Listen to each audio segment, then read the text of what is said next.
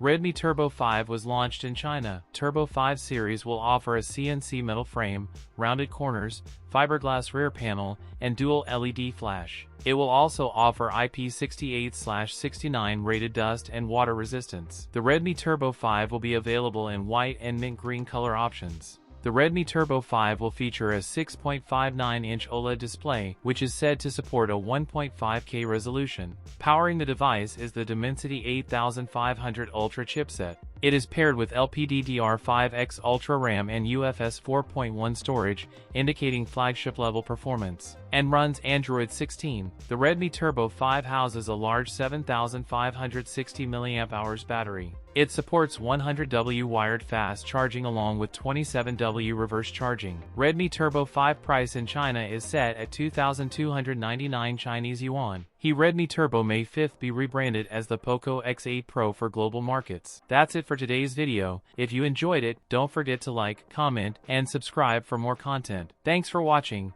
and I'll see you in the next one.